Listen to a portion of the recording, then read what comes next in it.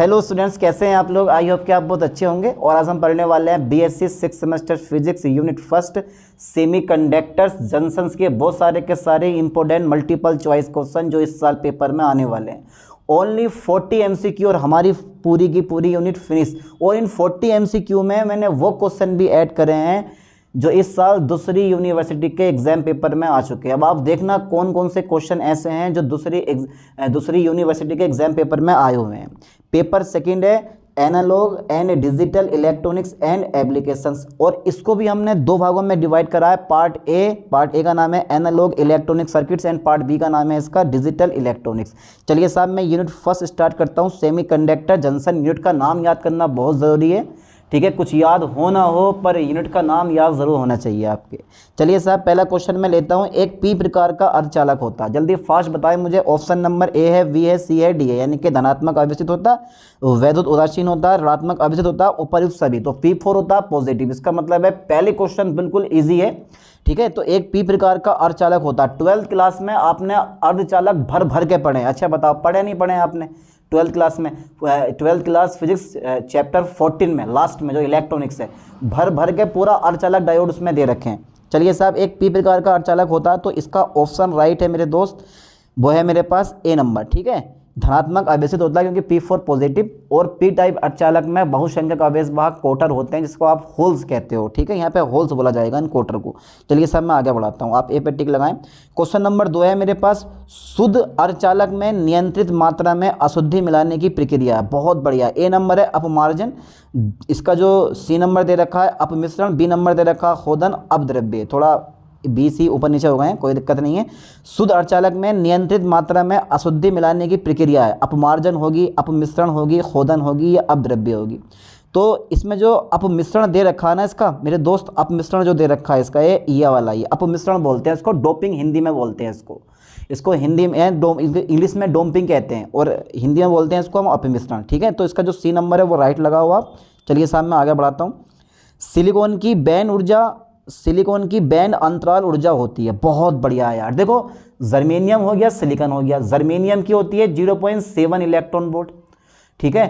और अगर सिलिकॉन की बात करोगे तो होती है 1.12 इलेक्ट्रॉन वोल्ट। तो यहाँ इनने क्या बोला है कि भाई 0.70 इलेक्ट्रॉन वोल्ट कभी नहीं हो सकती क्योंकि ये तो जर्मेनियम की होती है। 1.1 इलेक्ट्रॉन वोल्ट, हाँ ये बिल्कुल राइट है। लेकिन इसका सी ऑप्शन बिल्कुल राइट दिया गया है इसमें कि 0.70 इलेक्ट्रॉन वोल्ट से 1.1 इलेक्ट्रॉन वोल्ट के बीच में हो सकती है। तो आप सी नंबर पर लगाएं, ठीक है। चलिए साहब, मैं आगे बढ़ाता हूँ इस क्वेश्चन को भी। अपक्षय परत का वैद्युत प्रतिरोध अधिक होता है। अपक्षय परत का वैद्युत प्रतिरोध अधिक होता है क्योंकि इसके अंदर आवेश वाहक नहीं होते हैं। इसके अंदर अधिक मात्रा में आवेश वाहक होते हैं। इसमें आवेश वाहक के रूप में इलेक्ट्रॉन होते हैं। इसमें होल आवेश वाहक के रूप में होते हैं। होल मतलब कोटर जिस पर पॉजिटिव चार्ज होता है। चलिए साहब, आपका क्या कहना है कि अपक्षय परत का वैद्युत प्रतिरोध अधिक होता है? भैया, अपक्षय परत में कोई भी बहुसंख्यक आवेश वाहक नहीं होता, ये बात दिमाग में डाल लो। सिर्फ अल्पसंख्यक आवेश वाहक होते हैं, यानी कि माइनस और प्लस होते हैं, जिसको आप आयन बोलते हो। चलिए साहब, आगे बढ़ाते हैं। इसका राइट ऑप्शन है, इसके अंदर कोई भी बहुसंख्यक आवेश वाहक नहीं होता, यानी कि कोई भी आवेश वाहक इसके अंदर नहीं होता। चलिए साहब, आगे बढ़ाता हूं मैं। क्वेश्चन नंबर 5 में आता है मेरे पास, एक अर्धचालक तथा चालक का प्रतिरोध। भैया, अर्धचालक तथा चालक का प्रतिरोध दोनों के लिए ताप के साथ बढ़ेगा, दोनों के लिए ताप के साथ घटेगा, ताप के साथ बढ़ेगा तथा घटेगा, ताप के साथ घटेगा तथा बढ़ेगा। तो ध्यान देना, अर्धचालक का जब जितना तुम ताप बढ़ाओगे ना, अर्धचालक का प्रतिरोध उतना कम होगा, और जितना तुम ताप बढ़ाओगे चालक का प्रतिरोध उतना बढ़ेगा। ये रीजन क्या होते हैं ये भी आपने पढ़ रखा होगा, ना पढ़ा हो तो पढ़ लेना यार, इस चीज़ को बहुत ज़रूरी है कि एक अर्धचालक तथा चालक का प्रतिरोध दोनों के लिए ताप के साथ बढ़ेगा या घटेगा, या पहला घटेगा दूसरा बढ़ेगा। तो इसका जो ऑप्शन है राइट, वो ऑप्शन मेरे पास होगा बेटा डी नंबर इसका, ठीक है। डी नंबर क्या ऑप्शन राइट है कि एक अर्धचालक तथा चालक का प्रतिरोध है ताप के साथ घटेगा तथा बढ़ेगा, ठीक है। यानी कि अर्धचालक का प्रतिरोध ताप के साथ घटता है और चालक का प्रतिरोध ताप के साथ बढ़ता है। ओके, चलो साहब, मैं आगे बढ़ाता हूँ। ट्रायोड के नियतांकों में संबंध होता है। बहुत ही मोस्ट इंपोर्टेंट क्वेश्चन है बेटा, ये पेपर में आ चुका है। आप सोच लो, आप दिमाग लगाओ कौन सा ऑप्शन इसका राइट होगा, एक बार सोच लो। ट्रायोड के नियतांकों में संबंध है तो बेटा इसका डी ऑप्शन है, mu equal to R P multiple G M, ठीक है। चलिए साहब, मैं आगे बढ़ाता हूँ, आप भी दिमाग में फंस लेना इस क्वेश्चन को। जेनरल भंजन होता है यदि जेनरल डायोड पढ़ा है आपने, अगर जेनरल डायोड पढ़ा है तो आप जेनरल भंजन या भंजक बोल्ट तो आप जानते होंगे इसके बारे में। जीलन भंजन होता है कब होता है? यदि आप अपद्रव्य की मात्रा कम, अपद्रव्य मतलब अशुद्ध परमाणु की मात्रा कम मिलाते हो या फिर ज़्यादा मिलाते हो, या n भाग में अपद्रव्य की मात्रा कम होगी या फिर p भाग में अपद्रव्य की मात्रा अधिक होगी। तो राइट ऑप्शन है इसका बेटा राइट ऑप्शन होता है बी नंबर। आप बी नंबर पर टिक लगाओ, अपद्रव्य की मात्रा अधिक होगी। ठीक है, बहुत इजी क्वेश्चन है, ज़्यादा हार्ड क्वेश्चन मैंने क्वेश्चन लिए नहीं है, जो पेपर में आए हुए हैं वो क्वेश्चन ही मैंने ऐड करे हैं। दिष्टकारी का कार्य होता है, जल्दी बताओ बेटा दिष्टकारी क्या होते हैं? डीसी का नाम सुना है आपने, डायरेक्ट करंट जो एसी को डीसी में कन्वर्ट करते हैं, वही तो होते हैं डिस्टकारी। और पीएन संधि डायोड अपना अर्धतरंग डिस्टकारी और पूर्ण तरंग डिस्टकारी दोनों की भांति बिहेव करता है। ये बात आपको पता होनी चाहिए। ठीक है, यानी कि अगर एक संधि डायोड लगाओगे तो धारा आपको रुक रुक के मिलेगी, पहले मिलेगी फिर नहीं मिलेगी, फिर मिलेगी फिर नहीं मिलेगी। और अगर आपने 2 संधि डायोड लगा दिए तो धारा आपको लगातार मिलेगी। ठीक है, तो जितने भी हमारे इन्वर्टर्स होते हैं, इन्वर्टर वगैरह हो गए, जैसे चार्जर वगैरह आते हैं, सब में क्या होता है, इनपुट आती है और आउटपुट ये बाहर निकालते हैं, तभी हमारी बैटरियाँ चार्ज होती है। बैटरिया मतलब बैटरा या फिर जो भी बैटरी हमारी वो चार्ज होती है। चलिए, तो इन्वर्टर में आता एसी है, ठीक है, फिर वो डीसी से बैटरी को चार्ज करता है, फिर जब लाइट चली जाती है तो फिर से उस डीसी को एसी में कन्वर्ट करके सर्किट को चलाता है। अरे यार पढ़ो बढ़िया करके। तो इसका राइट ऑप्शन कौन सा है? एसी को डीसी में परिवर्तित करता है। ठीक है, ए नंबर पर आप भी टिक लगाएं बढ़िया करके, घबराना मत बिल्कुल भी, डर तो नहीं लग रहा है इन क्वेश्चन से। चलिए साहब, एक बाह्य अर्धचालक में अशुद्धि का स्तर है शुद्ध अर्धचालक के लिए। भैया एक बाह्य अर्धचालक में अशुद्धि का स्तर है शुद्ध अर्धचालक के लिए, तो पता होना चाहिए कि 10 की घात 3 परमाणु के लिए एक अशुद्धि परमाणु, 10 की घात 8 परमाणु के लिए एक अशुद्धि परमाणु, 100 परमाणु के लिए 10 अशुद्धि परमाणु, और इनमें से कोई नहीं। अब मैं समझ गया आपका राइट ऑप्शन, आपके दिमाग में एक ऑप्शन फंस रहा होगा, 100 परमाणुओं के लिए 10 अशुद्धि परमाणु, है ना? ये लग रहा है ना आपके दिमाग में क्वेश्चन, लेकिन असल में होता नहीं है। 10 की घात 8 परमाणुओं के लिए एक अशुद्धि परमाणु होता है। ठीक है, तो आप भी टिक लगाओ बी नंबर पे। 10वां क्वेश्चन मेरे पास आया है, एक अर्धचालक का प्रतिरोध ताप गुणांक होता है। बहुत बढ़िया क्वेश्चन है भैया, ये पेपर में आया है और बहुत ही मोस्ट क्वेश्चन है। आंधी डले तूफान डले पर ये क्वेश्चन ना डले, ऐसा मान लो। Is a very important question. आप भैया इस पर इंपॉर्टेंट बनाना है बहुत बढ़िया करके। तो एक इंपॉर्टेंट क्वेश्चन है हमारा ये कि एक धनात्मक एक अर्धचालक का प्रतिरोध ताप गुणांक होता है। बेटा क्या होता है जल्दी बताओ? ताप गुणांक होता है, एक अर्धचालक का प्रतिरोध ताप गुणांक होता है, तो हमेशा क्या होता है? निगेटिव होता है। आप टिक लगाए निगेटिव पर। ठीक है, तो कैसे होता है? निगेटिव होता है। बहुत बढ़िया क्वेश्चन है। चलिए साहब आगे बढ़ता हूँ। परम शून्य ताप पर अर्धचालक होता है। अच्छा जरा मुझे यह बताओ कि परम शून्य तापमान होता कितना है? आप जितना बता दोगे मैं उतना मान लूँगा। आप कह दोगे सर 10 डिग्री होता है, मैं 10 डिग्री मान लूँगा, पर तुम्हारे कहने से कुछ नहीं होने वाला जब तक आप इस चीज़ को पढ़ोगे नहीं। तो 0 केल्विन परम शून्य ताप होता है, यानी कि -273.15 डिग्री सेल्सियस। और इतना ताप प्राप्त करना इम्पॉसिबल माना जाता है। हाँ प्राप्त कर सकते हो, बहुत सारे मेथड हैं, लेकिन असंभव सा होता है, कठिन काम होता है बहुत ज़्यादा। तो परम शून्य ताप पर हमेशा जो अर्धचालक होता है वो एक बिल्कुल शुद्ध, जैसा बोलते हो ना आप, आदर्श कुचालक, ठीक है, की भांति बिहेव करता है। तो मतलब हमारा जो राइट ऑप्शन होगा इसका वो कौन सा होगा? सी नंबर होगा। ठीक है, तो परम शून्य ताप पर अर्धचालक होते हैं कुचालक। ठीक है, ओके। चलिए साहब मैं आगे बढ़ाता हूँ इस चीज़ को। विसरण की घटना में इलेक्ट्रॉनों व होल्स की गति होती है। बहुत बढ़िया क्वेश्चन है बेटा, बहुत बढ़िया है। विसरण की घटना में इलेक्ट्रॉनों व होल्स की गति होती है यार, क्यों नहीं होता? इलेक्ट्रॉनों का जब पीएन जब आप जर्मेनियम क्रिस्टल में एक और पी टाइप अशुद्धि और दूसरी ओर एन टाइप अशुद्धि मिलाते हो, ठीक है, तो उसमें विक्षोभ के कारण पी क्षेत्र में कोटर और एन क्षेत्र में इलेक्ट्रॉन संधि की ओर चलना प्रारंभ कर देते हैं और अपने अपने पूर्व के साथ मिलकर खत्म हो जाते हैं। ठीक है, ये पता होना चाहिए आपको। और फिर संधि के निकट पी क्षेत्र में माइनस और एन क्षेत्र में प्लस इकट्ठा हो जाता है, एक आंतरिक विद्युत क्षेत्र स्थापित हो जाता है, विभवांतर स्थापित हो जाता है, जैसा विभव प्राचीर कहते हो। तो यार ये सब बढ़िया कर पढ़ो, बहुत इंपॉर्टेंट क्वेश्चन है।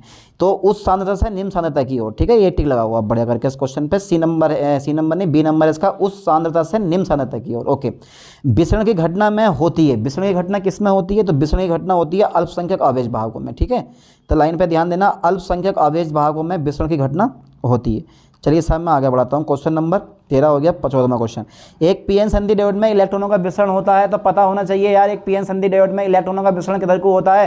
तो एन क्षेत्र से पी क्षेत्र की ओर होता है। समझ लो ना, यानी कि पीएन संधि डायोड में इलेक्ट्रॉनों का विसरण एन क्षेत्र से पी क्षेत्र की ओर होता है, यानी कि इसका बी नंबर राइट है, एन क्षेत्र से पी क्षेत्र की ओर। इसे बी नंबर राइट है, याद करो ठीक से, टिक लगाओ ये वाला, एन क्षेत्र से पी क्षेत्र की ओर। 15वां क्वेश्चन है, एक पीएन संधि डायोड में होल्स का विसरण होता है। बहुत बढ़िया क्वेश्चन है। एक पीएन संधि डायोड में होल्स का विसरण होता है तो पी क्षेत्र से एन क्षेत्र की ओर। ये तो यार बिल्कुल ईजी मैंने क्वेश्चन लिए हैं और ऐसे ही क्वेश्चन आपके पेपर में पूछे जाने वाले हैं। मैंने आगे ऑप्शन भी ज़्यादा नहीं पढ़े, मैंने कि जब राइट है वो राइट है। तो पीएन संधि डायोड में इलेक्ट्रॉनों का विसरण होता है एन क्षेत्र से पी क्षेत्र की ओर और तुम्हारे पास और कोटरों का यानी कि होल्स का विसरण होता है पी क्षेत्र से एन क्षेत्र की ओर। ठीक है, तो नेज अर्धचालक में अशुद्धि मिलाने से इनकी चालकता हमेशा क्या होती है, नेज अर्धचालक को शुद्ध अर्धचालक कहते हैं। ठीक है, तो इनमें वैद्युत का चालन नहीं होता है, तो इनका व्यावहारिक यूज़ नहीं करते। जब इसमें अशुद्धि परमाणु मिला देते हैं तो चालकता बढ़ जाती है, चाहे 3 संयुक्ता वाला मिलाओ या 5 संयुक्ता वाला मिलाओ, तो यहाँ क्या होती है, बढ़ जाती है। इसका ए नंबर राइट ऑप्शन है। ठीक है, आप भी ए नंबर पे लगाओ। 16वें क्वेश्चन का 17वां कार्यफलन क्या होता है। कार्यफलन कुछ नहीं होता है बेटे, इलेक्ट्रॉनों को बाहर निकालने के लिए जितनी ऊर्जा की आवश्यकता होती है वही हमारा कार्यफलन होता है। अगर मेरे पास धातु है तो इलेक्ट्रॉनों को बाहर निकालने के लिए कम ऊर्जा की आवश्यकता होगी, और मेरे पास अगर धातु है तो इलेक्ट्रॉनों को बाहर निकालने के लिए अत्यधिक ऊर्जा की आवश्यकता होगी अगर उस धातु के पास इलेक्ट्रॉन हुए तो कार्यफलन यहाँ क्या है, ए नंबर पढ़ें आप पहले। किसी धातु की सतह से मुक्त इलेक्ट्रॉनों के बाहर लाने में दी गई अधिकतम ऊर्जा। बी नंबर है इसका, किसी धातु की सतह से मुक्त इलेक्ट्रॉनों को बाहर लाने में दी गई न्यूनतम ऊर्जा, इलेक्ट्रॉनों से प्राप्त ऊर्जा, इनमें से कोई नहीं। तो मैंने क्या बोला, इलेक्ट्रॉनों को बाहर निकालने में जितनी आप न्यूनतम ऊर्जा देते हो, कम से कम ऊर्जा देते हो, वही हमारी क्या होती है, कार्यफलन होता है। चलिए साहब आगे बढ़ाता हूँ मैं बी नंबर से। इसका बी नंबर है, टिक लगा लो आप। मुक्त इलेक्ट्रॉन होते हैं, मुक्त इलेक्ट्रॉनों को हमेशा हम चालन इलेक्ट्रॉन कहते हैं। ध्यान देना, मुक्त इलेक्ट्रॉनों को हमेशा हम चालन इलेक्ट्रॉन कहते हैं। चलिए साहब 18वां क्वेश्चन ही फाइनल होता है हमारा। आगे बढ़ाता हूँ। क्या कमरे के ताप पर 25 डिग्री सेल्सियस पर अर्धचालक में मुक्त इलेक्ट्रॉन होते हैं। अबे अर्धचालक है 25 डिग्री सेल्सियस टेम्परेचर तो नॉर्मल है, तो इलेक्ट्रॉन सब कुछ होगा इसके पास, तो हाँ हम दे देंगे इसका आंसर। चलिए साहब आगे बढ़ाता हूँ मैं। यदि धातु को दी गई, वेरी इंपॉर्टेंट क्वेश्चन है बेटा, ये क्वेश्चन वेरी इंपॉर्टेंट है, ये आ चुका है पेपर में, इस पर ध्यान दे के जाना है आपको। यदि धातु को दी गई ऊर्जा ई व कार्यफलन के है तब ई बराबर 5 प्लस के ई, यहाँ पे 5 मैंने ऐसा करके बनाया, ठीक है, तो 5 है ये, 5 plus K E kinetic energy, E plus kinetic energy are equal to 0 और E plus kinetic energy minus K W, और बेटे मेरे पास ई स्क्वायर बराबर 5 स्क्वायर प्लस काइनेटिक एनर्जी का स्क्वायर। तो आपने एक फॉर्मूला पढ़ा होगा, कभी 12th क्लास में पढ़ा होगा, आइंस्टीन का प्रकाश विद्युत समीकरण पढ़ा होगा, आइंस्टीन का प्रकाश विद्युत समीकरण, बस वो यही है कि ई बराबर, ठीक है, ई बराबर कितना था तुम्हारे पास, काइनेटिक एनर्जी भी तो आता है उसमें, और कार्यफलन। ठीक है, जहाँ फाई जो है ना यहाँ पे कार्यफलन से शो किया गया, यहाँ जो फाई से शो किया गया, ये जो मैंने फाई तुम्हें दिखा रहा हूँ ना, ये वाला फाई जो है इसको यहाँ पे कार्यफलन से शो किया गया। तो आपको पता होना चाहिए कि अगर आप किसी धातु से इलेक्ट्रॉन बाहर निकालने के लिए फोटोन देते हो तो फोटोन की ऊर्जा 2 भागों में खर्च होती है। एक तो इलेक्ट्रॉनों को बाहर निकालने में, जिसे आप कार्यफलन कहते हो, और दूसरी इलेक्ट्रॉन की गति ऊर्जा बढ़ाने में। इसका मतलब है दी गई एनर्जी 2 भागों में खर्च हुई, एक तो कार्यफलन में और एक काइनेटिक एनर्जी में। इसका मतलब हमारा पहला ऑप्शन कैसा, राइट है। चलिए साहब मैं आगे बढ़ाता हूँ इस चीज़ को। 20वां नंबर पूरा हो गया। 21वां क्वेश्चन आता है, सामान्य अवस्था में धातु का कार्यफलन अर्धचालक के कार्यफलन से होता है। नॉर्मल स्टेट में तो हमेशा बेटा कम ही होता है, याद कर लो ठीक से। कार्यफलन कैसे होता है, कम ही होता है अर्धचालक के कार्यफलन से। ठीक है, चलिए मैं आगे बढ़ाता हूँ। ठीक है, ओके सर, ओके। 22वां क्वेश्चन मेरे पास आता है, कार्यफलन पर आधारित डायोड है। बहुत बढ़िया क्वेश्चन है, वेरी इंपॉर्टेंट क्वेश्चन है, इसको पढ़ के जाना, बढ़िया करके छोड़ना नहीं है। मोस्टली इंपॉर्टेंट है, सब बिल्कुल मत छोड़ना बेटा, ये मोस्ट इंपॉर्टेंट क्वेश्चन है, मोस्ट। कार्यफलन पर आधारित डायोड है, कार्यफलन पर आधारित डायोड है, कौन सा होता है, ब्रेक्टर डायोड होता है, शॉटकी डायोड होता है, पीएन संधि डायोड होता है, या इनमें से कोई नहीं होता। तो कार्यफलन पर आधारित डायोड है, कौन सा है, शॉटकी डायोड है। याद कर लो ठीक से, शॉटकी डायोड का बड़ा नाम चलता है दुनियादारी में, तो Schottky diode is a right option in this question, 22 question का। अच्छा, शॉटकी डायोड में धातु का कार्यफलन 5m और अर्धचालक के कार्यफलन 5s से होता है। हमेशा कैसे होता है, ज़्यादा होता है, कम होता है, या फिर आधा या दोगुना होता है। अब आपके माइंड में एक ऑप्शन आ रहा होगा दुगुना, बेटा पर दुगुना नहीं होता है। ठीक है, दुगुना बिल्कुल नहीं होता, डरना नहीं है इन क्वेश्चन से, डर तो नहीं लग रहा, पियो माउंटेन ड्यू, डर के आगे जीत है। ठीक है, तो शॉटकी डायोड में धातु का कार्यफलन 5m, अर्धचालक के कार्यफलन 5s से कम होता है, ज़्यादा होता है। ठीक है, आप ज़्यादा पे टिक लगाएं। ओके। 23वां क्वेश्चन पूरा हो गया। 24वां क्वेश्चन आ गया मेरा, निम्न में से किसका कार्यफलन सबसे कम है। बहुत बढ़िया क्वेश्चन है, निम्न में से किसका कार्यफलन सबसे कम है। तो बेटा कार्यफलन मैंने तुम्हें पहले बता दिया है कि जो मेरा कार्यफलन होता है ना, वो इलेक्ट्रॉनों को बाहर निकालने के लिए दी गई न्यूनतम ऊर्जा होती है। अगर धातु है तो उसका कार्यफलन बहुत कम होगा, क्योंकि थोड़ी बहुत ऊर्जा दोगे, इलेक्ट्रॉन सट से निकल के बाहर पहुंच जाएंगे।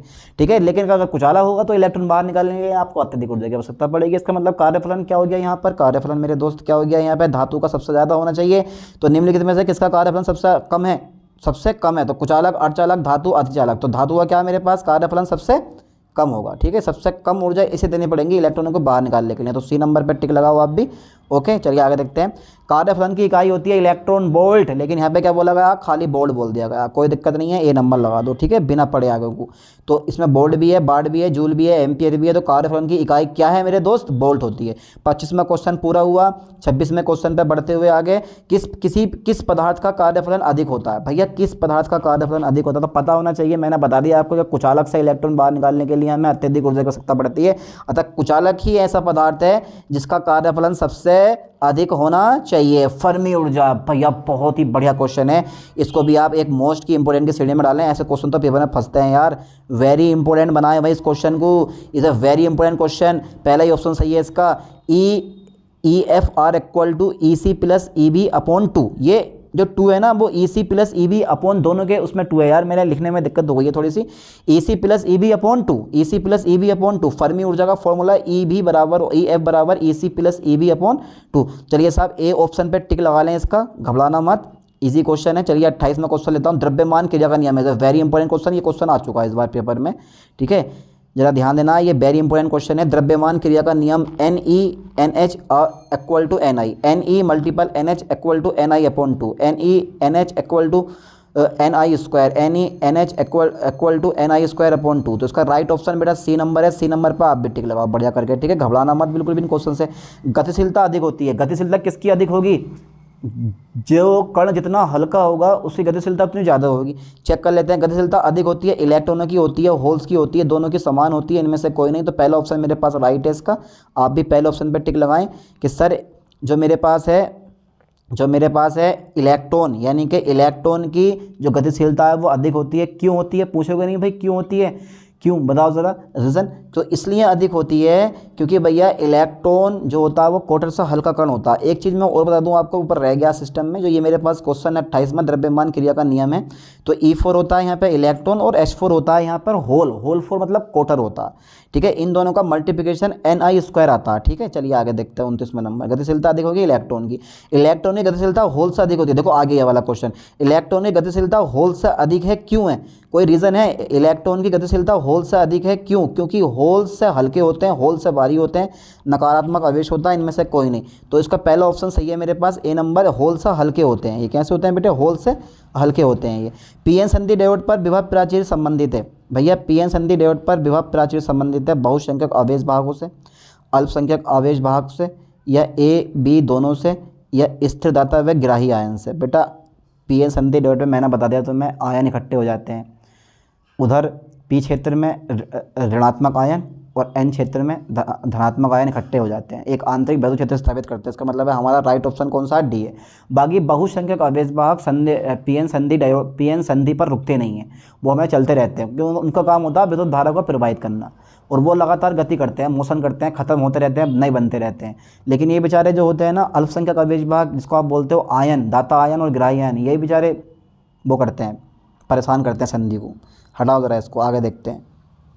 तो डी नंबर लगाओ 31वें क्वेश्चन का। 32वां क्वेश्चन आ गया, अपक्षय संधारित्र का मान अपक्षय क्षेत्र के होता है, अपक्षय संधारित्र का मान अपक्षय क्षेत्र के होता है, हमेशा होता है व्युत्क्रमानुपाती। ये मत ठोक दो कभी डी नंबर होता है अंडर रूट बीटा, नहीं बेटा बी नंबर होता है व्युत्क्रमानुपाती, ठीक है। तो ध्यान देना, ऐसे क्वेश्चन पर बड़े सोच समझ के आंसर लगाना है आपको। डायोड समीकरण है I बराबर आई नोट, ई की पावर है, ये ध्यान देना ई की पावर है, इसको ऐसे लिखा जाता है बेटे ई की पावर, मैं लिख के दिखाऊँ आपको, ए कुछ इस टाइप से, ये ई होता है और ई की पावर भी, बड़ा भी बनाना आप, ठीक है, और अपॉन भी एन, ठीक है, और फिर भी, और फिर मेरे पास क्या आएगा टी, ठीक है, और ये मेरे पास क्या आएगा बेटा प्लस के वन या माइनस के वन जो भी है वो आ जाएगा आपका। तो वैसे तो इसका ये हमारा राइट ऑप्शन होता है आई नोट, ये होता है मेरे पास, सही है क्वेश्चन, यानी कि इसका जो बी नंबर है ना वो राइट। तो ई की पावर भी एन भी टी माइनस के वन, ये इसका राइट होता है, ठीक है, आप इसको पढ़ना बढ़िया करके। तो इसका जो सी नंबर है वो इज ए राइट ऑप्शन है, आप भी सी नंबर पर टिक लगाएं, ठीक है। 38वें का सी नंबर है, डायोड समीकरण है I बराबर आई नोट ई की पावर भी एन भी टी माइनस के वन, ठीक है। चलिए आगे देखते हैं। संधि डायोड पर ताप का प्रभाव पड़ता है या नहीं पड़ता है? अरे ताप का प्रभाव होता है यार, ताप का प्रभाव क्यों नहीं पड़ता? ताप का प्रभाव तो हर किसी चीज़ पर पड़ता है। इंसान को धूप में खड़ा कर दो, गर्मी का मारा मर जाएगा, कुछ गर्मी हो रही है आजकल। तो मेरे पास इसका ऑप्शन कौन सा है बेटा, सी नंबर राइट ऑप्शन है इसका, ठीक है। आप सी नंबर पर टिक लगाओ कि होता, संधि डायोड पर ताप का प्रभाव होता। चलिए मैं आगे बढ़ाता हूँ। पीएन संधि डायोड का समीकरण कहलाता है, बहुत बढ़िया है, पीएन संधि डायोड समीकरण कहलाती है।